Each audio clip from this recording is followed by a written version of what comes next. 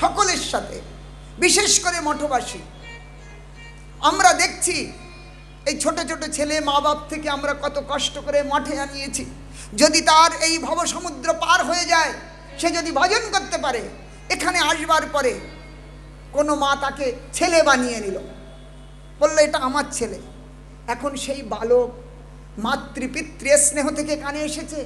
এখানে সেই স্নেহ নয় যেটি মাতার কোলে পেত। এখন সেই স্নেহ যদি আপনার কাছে পায়, তাহলে মনটা ওদিকে যাবে কিনা? আর আপনি তাকে পুত্রভাবে তাকে স্নেহ করতে লাগলেন, তাহলে তার পরমার্থে আপনি বাধা হলেন কিনা? আপনার দোষ হয়ে যাবে।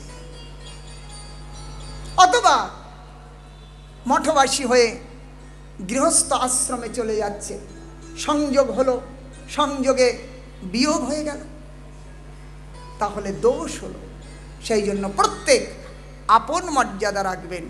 মা মাতৃভূমিকায় থাকবে, কিন্তু যখন সন্ন্যাসী হয়ে গেছে, বৈরাগ্য জীবনে এসে গেছে, সংসার থেকে বাইরে চলে এসছে, তার সঙ্গে একটু ডিস্ট্যান্স। পুত্র আপনার আছে তো, কেন পুত্র বানাতে যাচ্ছেন? খবরদার নয়, কাউকে করবেন না, বরং উৎসাহ দেবেন। আমাদের বালুরঘাটে একটি ছোট্ট ছেলে, তাকে দেখে এক মা বলছে, আমাকে বড় কষ্ট লাগছে তোমাকে দেখে। এই সময় মায়ের কোলে খেলবে, আর তুমি কোথায় মঠে পড়ে আছো? এখানে না খাওয়া আছে সেই মতো, না তোমার স্নেহ আছে সেই মতো, তোমাকে দেখে আমার খুব দুঃখ হচ্ছে। তো বালকটা বলছে, আপনাকেও দেখে আমার বড় দুঃখ হচ্ছে। বলে কেন আমাকে দেখে দুঃখ? বলছে এত বড় বয়স হয়ে গেছে, এখনো হরি ভজন করছেন না, নাম গ্রহণ করছেন না, হরি নাম করছেন না।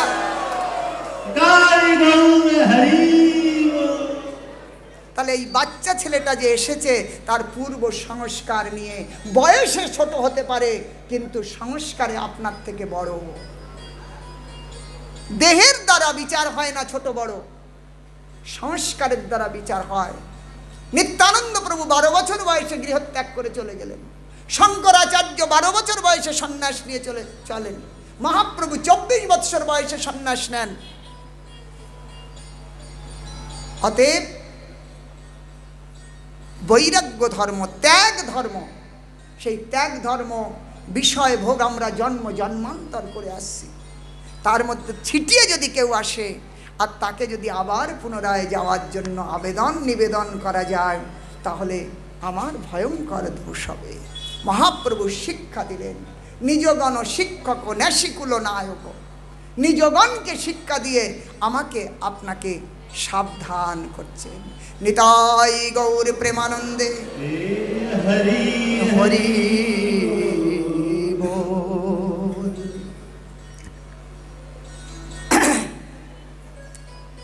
যদি গৌর নহিত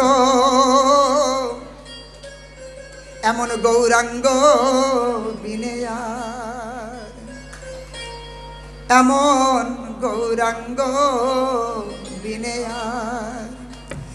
আর হেন অবতার হবে কি হয়েছে, হেন প্রেম পরচার।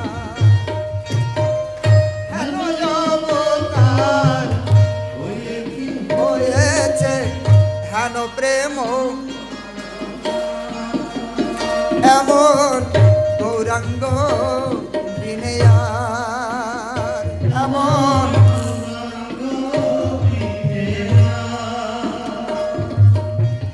দুরমতি অতি পতিত পাষণ্ডী। দুরমতি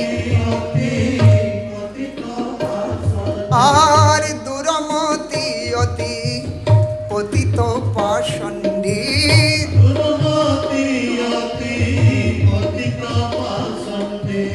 প্রাণে না মারিল কারে,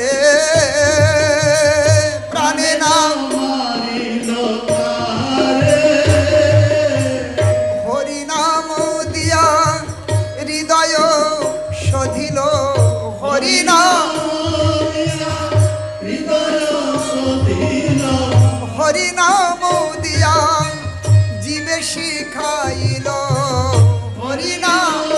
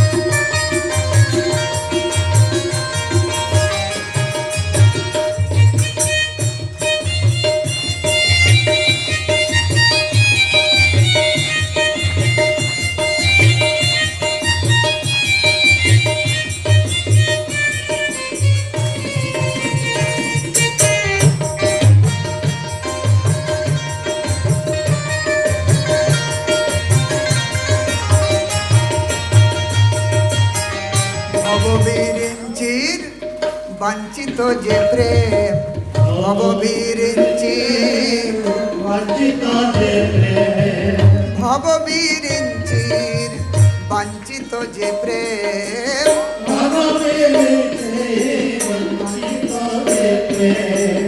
জগতে ফেলিল ঢালি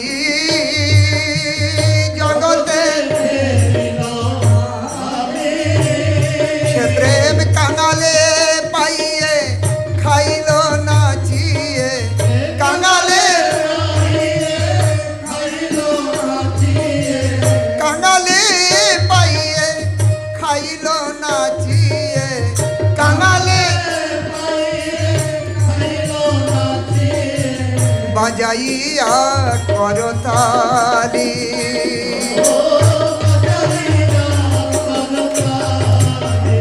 সে প্রেম কাঙালে পাইয়ে খাইল না চিয়ে কাঙালে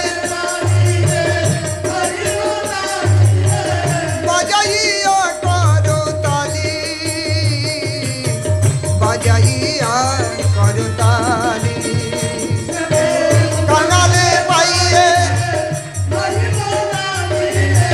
বাজাইয়া করতালি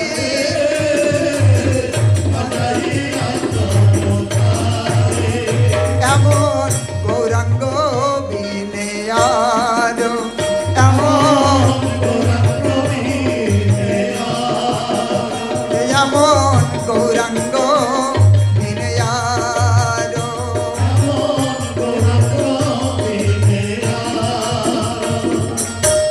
হাসিয়ে কাঁদিয়ে হলো করো তালে হাসিয়ে হাসিয়ে কাঁদিয়ে প্রেম হলো গড়াগড়ি হাসিয়ে কাঁদিয়ে প্রেমে গড়াগড়ি হাসিয়ে পুলকে ব্যাপিল অঙ্গ পুলকে চণ্ডালে ব্রাহ্মণে করে কোলা কুলি চণ্ডালে চণ্ডালে ব্রাহ্মণে করে কোলা কুলি চণ্ডালে কবে বাছিল এ রঙ্গ কবে বাছিল এ রঙ্গ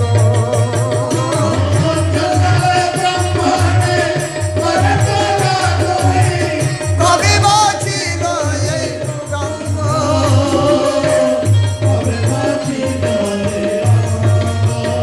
এমন গৌরাঙ্গ বিনিয়া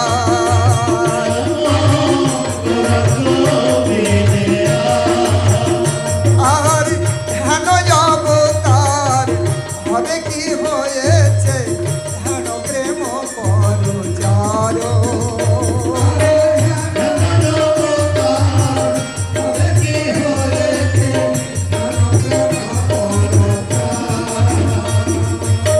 হাকিয়ে ডাকিয়ে হল করো তালে গাইয়ে ধাইয়ে ফিরে হাকিয়ে হাকিয়ে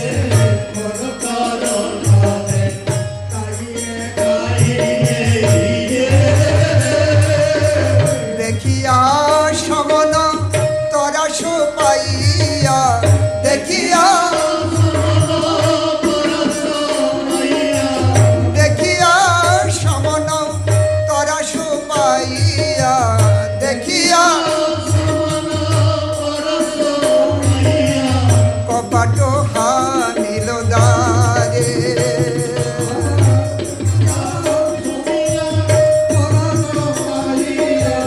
কপাট হানিল ও দেখিয়া কপাট হানিল দ্বারে কপাট হানিল দ্বারে দেখিয়া সমন তরাস পাইয়া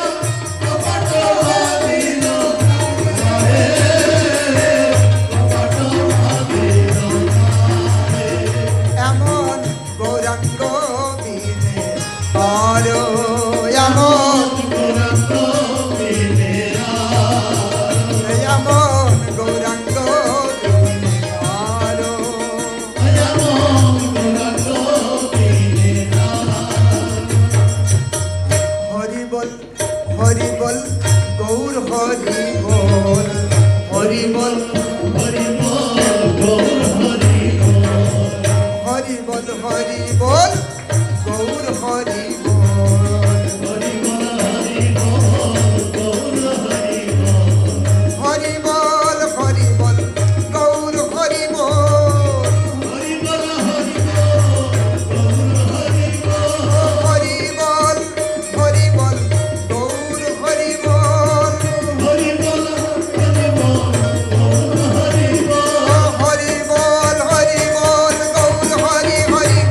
হরি বল হরি বল হরি বল হরি বল গৌর হরি হরি বল হরি বল হরি বল হরি বল গৌর হরি হরি বল হরি বল হরি বল গৌর হরি হরি বল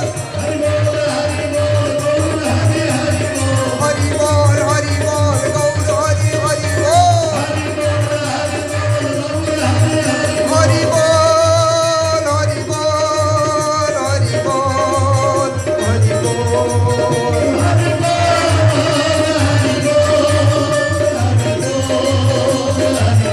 নিতাই গৌর হরি বল হরি বল হরি বল হরি বল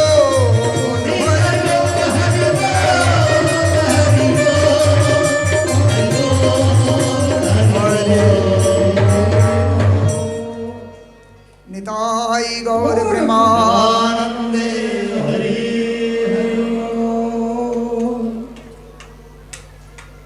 সিদ্ধ বকুলতলা হরিদাস ঠাকুর মন্দ মন্দ নাম করছেন। মন্দে আমার দিকে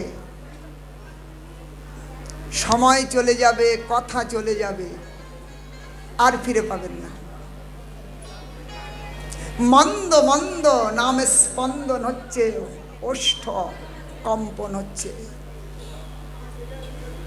তিনি অসুস্থ অবস্থায় হরিদাস ঠাকুর শ্রীমান মহাপ্রভুর নিয়ম মধ্যাহ্ন ভোজন পরে যে মহাপ্রভুর অধরামৃত, সেই অধরামৃত এক অংশ গোবিন্দের জন্য যাবে সিদ্ধ বকুলে। তাই গোবিন্দ সেই প্রসাদ নিয়ে এসেছেন। প্রভু উঠ, মহাপ্রভুর প্রসাদ এসছে। আজ হরিদাস বললেন, গোবিন্দ আজ আর প্রসাদ খাবো না। বললেন কেন? বললেন সংখ্যা নাম হচ্ছে না, সংকল্প পূরণ হচ্ছে না, তাই প্রসাদ সেবা করল না। তবে সেই এক রঞ্চ গোবিন্দের থেকে নিলেন, প্রসাদকে প্রণাম করলেন, প্রসাদকে স্তুতি বন্দনা করে এক রঞ্চ প্রসাদ নিয়ে তিনি গোবিন্দকে ফিরিয়ে দিলেন। বললেন যাও গোবিন্দ, প্রভুকে বলবে কাল প্রাতে একবার তার চরণ দর্শনের লালসা করেছি। গোবিন্দ হরিদাসের আবেদন নিবেদনকে মহাপ্রভুর চরণে রাখলেন। আগামীকাল প্রাত হতেই মহাপ্রভু জগন্নাথ দর্শন করে প্রত্যহের ন্যায় হরিদাসের কাছে আসলেন। দেখছেন হরিদাস মন্দ মন্দ নাম জপ করছেন, ওষ্ঠ স্পন্দিত হচ্ছে, একেবারে বিছানায় শয্যাশয়ী। মহাপ্রভু হরিদাসকে বললেন, হরিদাস কেমন আছো? হরিদাস বললেন, প্রভু সুস্থ মোর শরীর, অসুস্থ মোর মন। শরীর সুস্থ কিন্তু মনটা অসুস্থ। কি বা ব্যাধি কহ তো নির্ণয়, কি ব্যাধি হয়েছে নির্ণয় করে বলো। বললেন কি ব্যাধি? শঙ্কা কীর্তন না পুরয়, এইটাই ব্যাধি। ভজন না হলে ব্যাধি, ভজন ব্যতীত যে জীবন, সেইটি আমাদের দুঃখ। ভজনই জীবন, ভজনই আহার। এই দেহ কত ধরেছি, কত ছেড়েছি, কোটি কোটি জন্ম পেয়েছি, কোটি কোটি জন্ম দেহ ছেড়েছি, কিন্তু ভজন হয় না। জানতে পেরেছি এই জন্মে যখন যে ভজন ছাড়া গতি নাই, তা জানবার পরেও যদি না মানেন, তাহলে তার কষ্টটা বেশি, তাই না? আজ শঙ্কাপূর্বক নাম করতে পারছি না। প্রভু বলছেন, বৃদ্ধ হইলা সাধনে আগ্রহ কেন? এত বৃদ্ধ হয়ে গেছে, এখন আর এত আগ্রহ? বললেন প্রভু, সংকল্প যাবৎ আছয়ে প্রাণ, দেহে আছে শক্তি, তাবৎ করিব তোমার পাদ পদ্ম ভক্তি। তবে প্রভু, আপনি স্বতন্ত্র, স্বরাট, সবিজ্ঞ।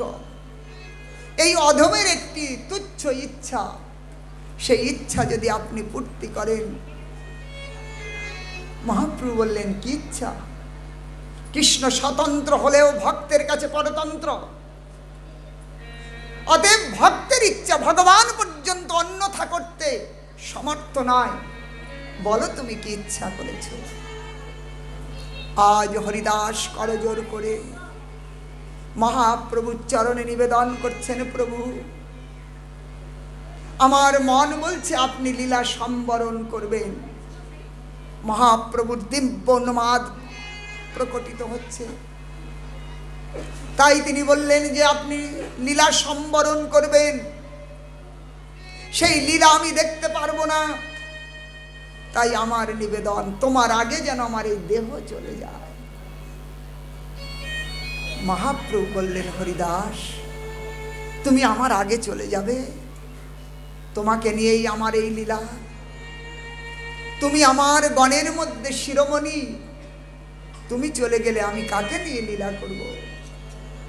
বললেন, প্রভু এই বিরাট পৃথিবীতে অসংখ্য অগণিত পিপীলিকা ঘুরে বেড়াচ্ছে, তাতে যদি একটা পিপীলিকা মারা যায়, পৃথিবীর কি কোনো হানি হয়?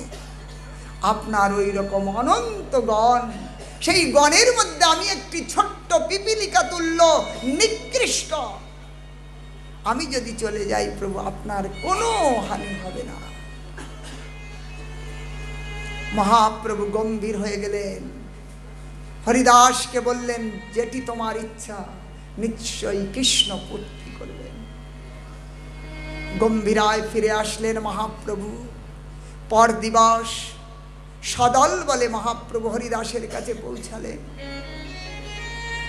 চতুর্দিকে সংকীর্তন প্রভুর আদেশে হতে লাগলো। সংকীর্তনময় হয়ে উঠল চতুর্দিক। মহাপ্রভু হরিদাসের সম্মুখে পৌঁছালেন। হরিদাস, কি তব আজ্ঞা? আজ্ঞা নয় প্রভু, অনুরোধ। আজ হরিদাস ধীরে ধীরে প্রভুকে নিকটে আনলেন। হরিদাস তার নয়ন দুটি প্রভুর মুখ কমলে স্থাপন করলেন। জিহ্বায় প্রভুর নাম উচ্চারণ, আর প্রভুর পদকমল হৃদয়ে ধারণ করলেন। হৃদয়ে প্রভুর চরণ কমল ধারণ করলেন।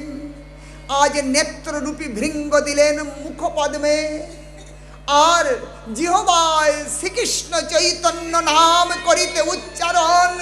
নামের সহিত প্রাণ করিলা সংক্রাম। শ্রীকৃষ্ণ চৈতন্য নাম উচ্চারণ করতে করতে হরিদাস প্রাণ বিসর্জন করলেন। সমস্ত ভক্তগণ হরিদাস জয়, হরিদাস জয়, হরিদাস বলে জয়ধ্বনি করতে লাগলেন। মহাপ্রভু মহাভাবেতে নৃত্য করছেন। সকলে ভীষ্মের নির্যান স্মরণ হলো। ইচ্ছা মৃত্যু আজ মহাপ্রভুকে সম্মুখে রেখে হরিদাস মহাপ্রস্থান করলেন। মহাপ্রভু হরিদাসের দেহ উঠিয়ে নিয়ে উদ্দণ্ড নৃত্য করতে লাগলেন। আজ গৌর ভক্ত বিরহে নৃত্য করছেন। ভক্তগণের সঙ্গে সমুদ্রে হরিদাসকে নিয়ে গেলেন। সেখানে যে সমুদ্রে স্নান করালেন। বললেন সমুদ্র মহাতীর্থ বটে, কিন্তু আজ হইতে সমুদ্রের মহিমা আরো শতগুণ বেড়ে গেল হরিদাসের স্নানেতে। অতএব এই তীর্থ মহাতীর্থে পরিণত হলো। সেখানে হরিদাসকে বালুকার গর্ত করে সেখানে সমাধিস্থ করা হলো। তার উপরে একটি তুলসী মঞ্চ বানানো হলো। সমস্ত ভক্তগণ পরিক্রমা প্রদক্ষিণ করলেন, হরিকীর্তন করে গঙ্গা সমুদ্রে স্নান করে মহাপ্রভু স্বয়ং সেই আনন্দবাজারে নিজের উত্তরীয় ফেলে সকলের কাছে হরিদাসের জন্য মহোৎসবের ভিক্ষা চাইলেন। হরিদাসের প্রয়াণ মহোৎসব। পাশরীগণ যার যত সাধ্য অধিক থেকে অধিক দিতে লাগলেন। আজ ভক্তগণ মহাপ্রভুর সেই কষ্ট দেখে নিজেরাই পৌঁছালেন। মহাপ্রভু সেই বোঝা নিয়ে এসে আজ মহাপ্রভু সবাইকে পঙ্ক্তিবদ্ধ বসিয়ে সেই হরিদাসের মহোৎসব করলেন, নির্জান মহোৎসব। কবিরাজ গোস্বামী পাদ সিদ্ধান্ত দিলেন হরিদাসের এই মহোৎসবে মহাপ্রভু কি বলেছেন? বললেন এই হরিদাসের মহোৎসবে যে শ্রবণ করবে, হরিদাসের নির্জান যার কর্ণে প্রবেশ করবে, যিনি এই হরিদাসের সমাধিতে বালুকা দিয়েছেন, যিনি এই হরিদাসের নির্জান মহোৎসবে প্রসাদ সেবা করেছেন, এই হরিদাসের মহোৎসবে যিনি বাণী দ্বারা, শরীর দ্বারা, বাক্য দ্বারা, অর্থ দ্বারা, যার যেমন সামর্থ্য কিঞ্চিত থেকে কিঞ্চিত মাত্র যদি সেবা করেছেন, কৃষ্ণ বাধ্য হবেন তাকে কৃপা করতে। অতএব তারাই ধন্য যারা এই হরিদাসের প্রসাদও পেয়েছেন, অথবা যারা শুনেছেন তারাও গোবিন্দের কৃপা থেকে বঞ্চিত হবেন না। নিতাই গৌর প্রেম। আজ মহাপ্রভু হরিদাসকে হারিয়ে বৎসহারা গাভীর মতো একেবারেই ভাবাবিষ্ট হলেন। সেই সময় এক তর্জা লিখে পাঠালেন অদ্বৈতাচার্য বঙ্গভূমি থেকে, নবদ্বীপ শান্তিপুর থেকে। সেই পত্রে কি লিখলেন? এটি প্রভুর কাছে দেবে, জগদানন্দের দ্বারা পাঠালেন মহাপ্রভু অদ্বৈতাচার্য। তাতে লিখলেন, বাউলকে কহিও ইহা কহিয়াছে বাউল, বাউলকে কহিও হাটে না বিকায় চাউল, বাউলকে কহিও লোক হইয়াছে আউল, বাউলকে কহিও ইহা কহিয়াছে বাউল। এই পয়াল লিখে পাঠালেন। মহাপ্রভু সগণ সহিত বসে আছেন। একে অপরের শাস্ত্রের গভীর থেকে গূঢ় তত্ত্ব বিচার চলছে। সেই সভায় যে জগদানন্দ পণ্ডিত অদ্বৈতের সমাচার পাঠ করে শোনালেন। যারা শুনলেন কেউ তো বুঝতে পারলেন না, কিন্তু মহাপ্রভু গম্ভীর থেকে আরো গম্ভীরে প্রবেশ করলেন। স্বরূপ দামোদর আদি জগৎ জীবকে জানানোর জন্য মহাপ্রভুর কাছে প্রশ্ন করলেন, প্রভু এর কি অর্থ? মহাপ্রভু বললেন, আচার্য পূজক শিরোমণি তিনি আরাধনার জন্য আহ্বান করেছিলেন। দীর্ঘ সময় আরাধনা করলেন। আরাধনায় সকলেই আনন্দিত হলো। আরাধনা শেষে এইবার বিসর্জন দিতে নিয়ে যাচ্ছে। ভাবার্থ, গৌরকে ডাকলেন কে? অদ্বৈতাচার্য। কিসের জন্য ডেকেছিলেন? ভক্তি শূন্য জগৎ বলে। তাই গৌর আসলেন, জগৎ ভরে গৌর প্রেম দিলেন। গৌরকে বাউলকে কইও হাটে না বিকায় চাউল, তাহলে সকলেই চাউল পরিপূর্ণ পেয়ে গেছেন, আর কেউ চাউল কিনছে না। সকলেই প্রেম পেয়ে গেছে, স্থাবর জঙ্গম কীট পতঙ্গ কেউ বাদ যান নাই, সকলেই পেয়ে গেছে, তাহলে আর কোথাও বাকি নাই। ভাবার্থ। এইবার বাউলকে কইও হাটে না বিকায় চাউল, বাউলকে কইল লোক হইল বাউল। তাহলে লোক সব প্রেমে উন্মত্ত হয়ে উঠেছে, প্রভু আর আবশ্যক নাই, এইবার আপনি যেতে পারেন, বিসর্জন। তাহলে যিনি ডেকেছিলেন আজ তিনি বিদায় দিয়ে দিচ্ছেন। মহাপ্রভু উদ্দণ্ড ভাবে বিভাবিত হয়ে উঠলেন যে এইবার যাওয়ার অনুমতি পেয়ে গেছি। ভক্ত মহাপ্রভুর বিরহ উন্মাদ শতগুণ বেড়ে গেল। আজ সেই গম্ভীরায় থেকে রাতের বেলায় মহাপ্রভু ছুটে যাচ্ছেন। যে জগন্নাথের দক্ষিণ দ্বারে আছাড় খেয়ে পড়লেন, ওই সেই গাভীগুলো ছোট ছোট, তাদের সম্মুখে যে আছাড় খেয়ে পড়ে তাদেরকে দেখে মহাপ্রভুর বৃন্দাবন জ্ঞান, সেই বৃন্দাবনে এসেছেন, অচৈতন্য হয়ে পড়ে আছেন। রায় রামানন্দ স্বরূপ দামোদর গোবিন্দ আদি রাতভর মহাপ্রভুকে খুঁজে পেলেন না। দেখছেন যে ওই জগন্নাথের সিংহদ্বারের সম্মুখে মহাপ্রভু অচৈতন্য পড়ে আছে। সেখান থেকে মহাপ্রভুকে এনে মহাপ্রভুর সম্মুখে সংকীর্তন প্রারম্ভ হলো। সেই সংকীর্তনে হুঙ্কার দিয়ে মহাপ্রভু জেগে উঠলেন এবং দিক বিদিক ইতস্তত ছুটতে লাগলেন, কোথায় কৃষ্ণ, কোথায় কৃষ্ণ বলে। একদিন তিনি চটক পর্বতে গোবর্ধন অনুভব করে ছুটেছেন। চটক পর্বতকে গোবর্ধন অনুভব করে হন্ত্রায় মদ্রির অবলা হরিদাস বর্জ্য যদ রামকৃষ্ণ চরণ স্পর্শ প্রমোদ।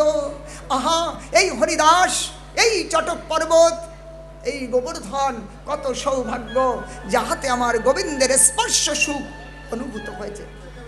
আপনারা একটু শান্ত হবেন, আর আমাদের সময় সংকীর্ণ আছে, কিন্তু এটা শেষটা খুব ভাবের সময়, একদম শান্ত হবেন।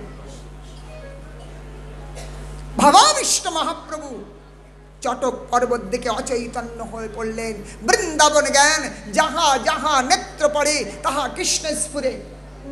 দেখছেন সেই শ্যাম সুন্দর, কখনো বা দেখছেন কৃষ্ণ সম্মুখে বাঁশি বাজাতে বাজাতে ঈষৎ হাস্য বদনে ওই রাধিকা ভাবে গৌরাঙ্গের সম্মুখে দাঁড়িয়ে পড়েছেন, আর রাধার দৃষ্টিতে কৃষ্ণকে আজ নিকটে পেয়ে তিনি কৃষ্ণের সঙ্গে প্রলাপ বকছেন। কৃষ্ণ নাই, অনুভবের চরম পর্যায়ে পৌঁছে সম্মুখে কৃষ্ণ দর্শন করছেন।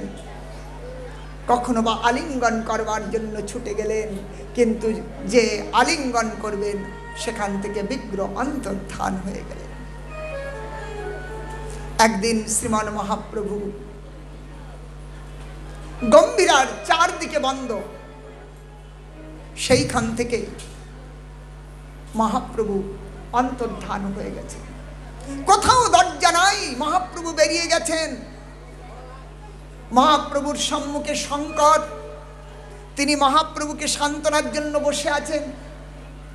কখনো তিনি ঘুমিয়ে যান, মহাপ্রভু নিজের কাঁথাটি নিয়ে ওই শঙ্করের গায়ে জড়িয়ে দেন। গোবিন্দ আদি তারা বাইরে দরজার কাছে শয়ন করে আছেন। এমনি করে মহাপ্রভু কখন সেই গম্ভীরা থেকে বেরিয়ে পড়েছে। চলতে চলতে তিনি সেই কৃষ্ণ জ্ঞানী, যাকে দেখছেন তাকেই ধরবার জন্য ছুটেছেন। সেই সমুদ্রের নীল জল দর্শন করে যমুনা স্মৃতি জেগে উঠল। আর সেই যমুনাতে জ্যোৎস্নার রাত্রি যে চকচক করছে সমুদ্রের জল, সেই সমুদ্রের জলে ঝাঁপিয়ে পড়লেন কৃষ্ণ বলে। ভাবাবিষ্ট মহাপ্রভু সেখানে সেই বৃন্দাবনে কৃষ্ণের যমুনা লীলা দর্শন করছেন। স্বচ্ছ যমুনার জলে কৃষ্ণ গোপীদের সঙ্গে বিহার করছেন। আর সেই স্বচ্ছ জলেতে আমার রাধারানীর মুখচ্ছবি পড়েছে। সেই মুখচ্ছবি আর উপরে চন্দ্রমা, সেই চন্দ্রমার মুখচ্ছবি, যেন চন্দ্রমাকে নিন্দা করছেন ওই রাধিকার মুখ চন্দ্রমা। স্বচ্ছ নির্মল জলেতে বিহার করছেন, একে অপরের বিম্ব প্রতিবিম্ব পরস্পর আলিঙ্গন করছেন। এমনি করে শ্রীমান মহাপ্রভু সেই বৃন্দাবন ভাবেতে সারা রাত্রি ওই সমুদ্রের ঢেউয়ের সাথে দোদুল্যমান আন্দোলিত হচ্ছে, আসা যাওয়া করছে। এদিকে শঙ্কর দেখছে প্রভু নাই। গোবিন্দকে বললেন, প্রভু গোবিন্দ কোথায়? প্রভু গোবিন্দ বলছেন, কই প্রভু তো বেরোয় নাই, ভেতরে নাই, সর্বত্র খোঁজা হলো, কোথাও নাই। রায় রামানন্দ স্বরূপ দামোদরকে সমাচার পাঠানো হলো, প্রভু কোথায়? রাতের বেলা লণ্ঠন জ্বালিয়ে বিভিন্ন দিকে সব লোক ছুটতে লাগলো প্রভুকে খুঁজতে, প্রভু কোথায়? আজ চতুর্দিকে খুঁজতে খুঁজতে কোথাও পাওয়া গেল না। রায় রামানন্দ স্বরূপ দামোদর লণ্ঠন নিয়ে যেতে যেতে দেখছেন একজন জালিয়া মাছুয়া, সে রাত্রেবেলা মাছ ধরে। সে মাছ ধরতে সেই রাত্রে জাল ফেলল, সেই জালে একটা বড় মাছ উঠেছে। জালিয়া সেই মাছকে টেনে তুলবে, তুলতে যখন দেখলেন একটা বিরাট একটা দেহ, বিতস্তি প্রমাণ। এই সমস্ত যে জোড় আছে, সন্ধি সন্ধি বিচ্ছেদ হয়ে গেছে, এত লম্বা লম্বা আঙুলগুলো, হাত পা ছেড়ে গেছে, বিতস্তি প্রমাণ। সেই বিরাট জালের মধ্যে টেনে তুলেছে। এখন রাতের অন্ধকারে দেখে তো ভয় লাগলো। সে তখন ভয়েতে নিজের জালটা ছাড়াতে পারে এই চেষ্টা করলো, বলে মাছের দরকার নাই, জাল ছাড়াবেন। এই জাল ছাড়াতে যে মহাপ্রভুর স্পর্শ হয়ে গেল, তার যেই স্পর্শ হলো তার হৃদয়ে প্রেম জেগে উঠল, পুলকিত হলো, জিহ্বায় কৃষ্ণ নাম বসে গেল, অশ্রুকম্প হতে লাগলো। যেন তেন প্রকারে জাল ছাড়িয়ে সেই জাল নিয়ে কাঁপতে কাঁপতে কৃষ্ণ কৃষ্ণ বলতে বলতে ওই জালিয়া চলেছে। এদিকে রায় রামানন্দ স্বরূপ দামোদর দুজন চলেছে কৃষ্ণ খুঁজতে, গৌর খুঁজতে। মাঝ রাস্তায় দেখছেন ওই জালিয়া কৃষ্ণ কৃষ্ণ বলে কাঁদছে। রামানন্দ স্বরূপ দামোদর জিজ্ঞাসা করলেন, জালিয়া তুমি মহাপ্রভুকে দেখেছ? বললেন, না আমি প্রভুকে দেখি নাই। তো তুমি কৃষ্ণ বলছো? বলে, জানো আজ জাল ফেলতে একটা বড় ভূত আমার জালেতে আটকা গেছে। সেই ভূতটাকে আমি টেনে যখন তুললাম, ভয় তো হলো হৃদয়েতে। যখন জাল ছাড়াতে যেয়ে তার স্পর্শ হলো, আর স্পর্শ হতেই আমার জিহ্বাও কৃষ্ণ কৃষ্ণ বলতে লাগলো। ওই ভূত আমার ভিতরে ঢুকে গেছে। এখন যদি আমার এই দশা হয়, তাহলে আমার ওই পুত্র পরিবার কি করে বাঁচবে? তাই আমি ভয়েতে সেখান থেকে তাড়াতাড়ি পালিয়ে এসছি। রায় রামানন্দ স্বরূপ দামোদর বললেন, ভূত নয়, ওটি প্রভু, নতুবা তোর মুখে হরিনাম হতে পারে না। জালিয়া বললেন, আমি কি প্রভুকে দেখি নাই? কতবার দেখেছি, প্রভু নন। রামানন্দ স্বরূপ দামোদর তাকে নিয়ে গেলেন। কোথায় দেখা? দেখলেন সেই সমুদ্রের কিনারায় পড়ে আছে, আজানুলম্বিত বিরাট শরীর, সেই বালুতে আদা ঢাকা, কানে মুখে নাকে বালু ভরা, আর সেইখান থেকে কেবল গো গো আওয়াজ হচ্ছে। জগন্নাথ নয়, জগ গগ, জগ গগ, এইরকম আওয়াজ হচ্ছে। হ্যাঁ, কৃষ্ণ প্রেমের লক্ষণ। গদ গদ বাণী মুখে বাহিরিবে, কাঁপিবে শরীর মম, ঘর্ম মোহর মোহর বিবর্ণ হইবে, স্তম্ভিত প্রলয় সম। আজ মহাপ্রভুকে দেখে সমস্ত ভক্তরা মিলে মহাপ্রভুকে নিয়ে এসে শুদ্ধ পরিষ্কৃত জলে স্নান করালেন। যে গম্ভীরায় শুয়ে চতুর্দিকে হরি সংকীর্তন করতে লাগলেন। অনেক পরে মহাপ্রভু বাহ্য দশায় আসলেন, হুঙ্কার দিয়ে জেগে উঠলেন, সন্ধিগুলো সব যুক্ত হয়ে গেল। মহাপ্রভু একেবারেই উদ্দণ্ড নৃত্য করতে লাগলেন, কোথায় কৃষ্ণ, কোথায় কৃষ্ণ বলে রাধা ভাবে বিভাবিত হয়ে গেলেন। সম্মুখে রায় রামানন্দ স্বরূপ দামোদরকে দেখে বললেন, আমি বৃন্দাবনে, তোমরা কি করে জানলে, তোমরা এখানে করতে গেলে?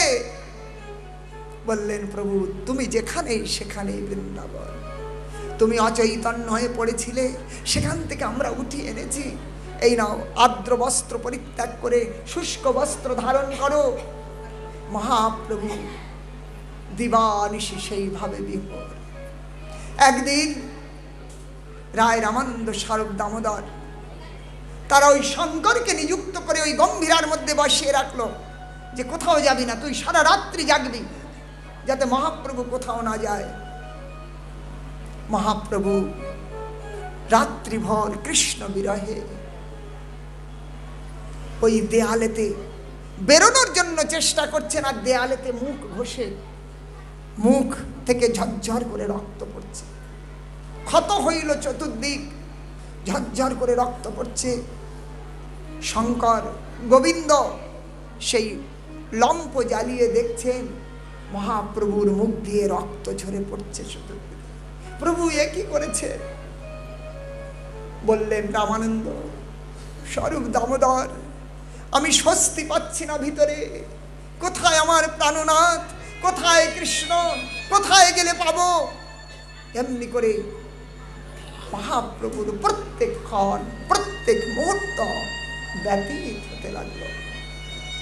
মহাপ্রভুর অন্তিম দশা, মহাপ্রভুর যে অন্তিম লীলা আমরা অনেকেই জেনেছি,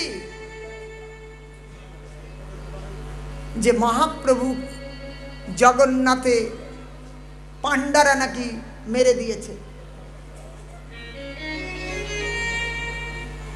পাণ্ডারা মেরে দিয়েছে। সোনাকে যদি লোহা জ্ঞান হয় তাহলে বলবেন যে জং ধরেছে, আর যদি সোনাতে সোনা জ্ঞান হয় তাহলে কেউ যদি বলে সোনায় জং ধরেছে, মানবেন আপনি? সোনায় জং ধরেছে আপনি মানবেন? কেন সোনায় জং ধরে না, লোহা জং ধরে ক্ষয় হয়ে যায়। তো মহাপ্রভুকে স্পর্শ করবার অধিকার এই পৃথিবীর ব্যক্তির নাই, তাহলে মহাপ্রভুকে পাণ্ডারা মারবেন কি করে? মহাপ্রভু তত্ত্ব অবগত নয় যারা, তারা বলবেন। সেই জন্য মহাপ্রভুর অন্তিম লীলা, মহাপ্রভু মহাভাবে জগন্নাথের মন্দিরে প্রবেশ করলেন।